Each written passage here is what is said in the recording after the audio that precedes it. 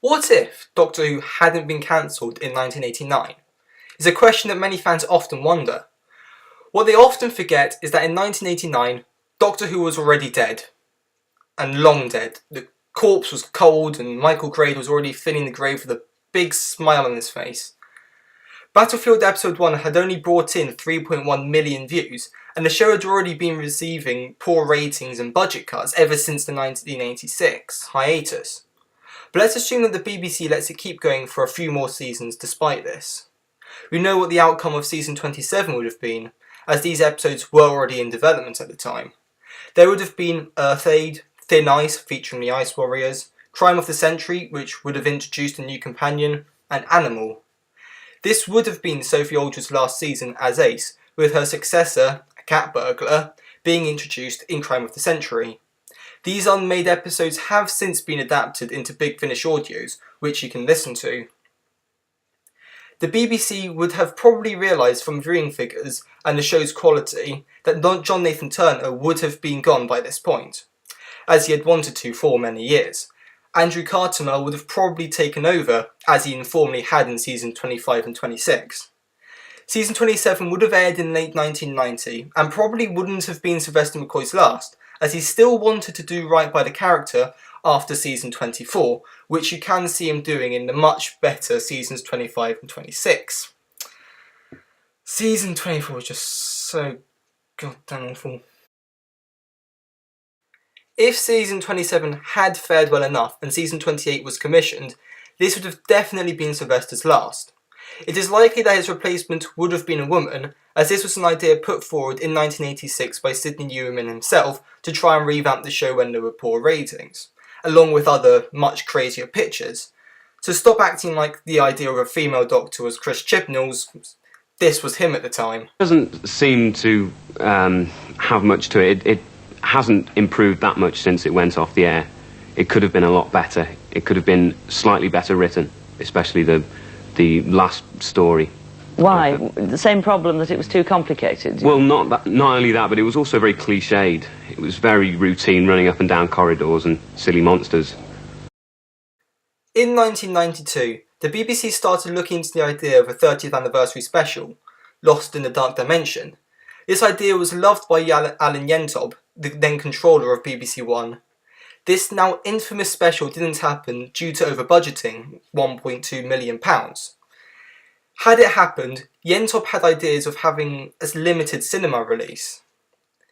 Had the show not been cancelled, the budgeting issues would have less likely plagued the project, and it would have been more likely to have a cinema release. Production on the season 30 would have either been moved back or halted until the next year to accommodate this. Whilst this wouldn't have been the same story as Lost in the Dark Dimension, another story would have been conceived in this reality instead of it.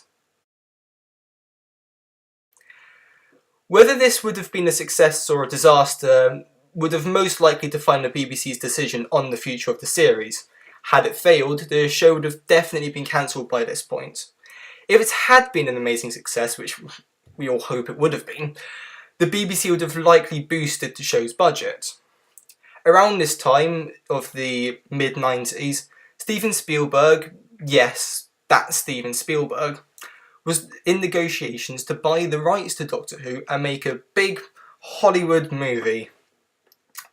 This is seen as one of the possible reasons why The Dark Dimension never happened. If the 30th anniversary special had had a successful cinema run, Amblin Pictures would have been more interested in gaining the rights to Doctor Who. But with the series now into its 30th season, they'd have likely just looked for the movie rights and paid more. What would have become of the Doctor Who movie? Who knows? Would it have been canon? Would it have been a success? The only person who knows is Mr. 10 billion box office here. Younger writers would have started writing for the series at this time. In our world, they would have to resort to the Virgin books. These writers included the likes of Russell T Davies, Stephen Moffat, and Mark Gatiss. Russell had in fact pitched his idea for The Long Game to the BBC in the late 80s, so would have probably had his Virgin books become actual episodes, as many of these would have. The likes of Davis, Gatiss and Moffat would have then moved on to their other successful projects in the early 2000s, as they did in real life, before starting the show again in 2003. Big Finish wouldn't have been able to buy the rights to Doctor Who in the late 90s, so most likely they wouldn't have existed. So we'd be in a world where there weren't all the hundreds and hundreds of Big Finish audios that we all listen to every day. The DVD range would have likely started around 2000, as it just couldn't have started any earlier. How many people bought The Robots of Death when it came out on DVD in 1999? I didn't have a DVD player until I was 4, and I wasn't even alive then.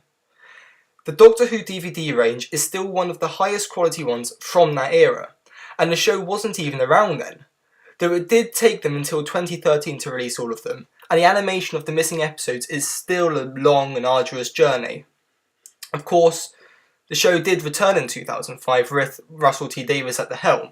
It instantly became a major part of British television again, and still holds strong to this day, if we were still in 2014. Fans have a multimedia to explore the show over, and the episode format and storytelling was able to adjust to modern television. Had the show not been cancelled, it may have not made it into the millennium, and if so, its days would have been numbered.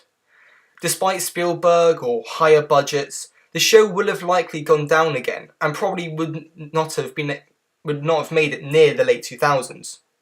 We would currently have a show that no longer is on the air, with no books or audios or even comics for the fans to continue with. In a world where the show didn't end in 1989, is a world where the show isn't around anymore.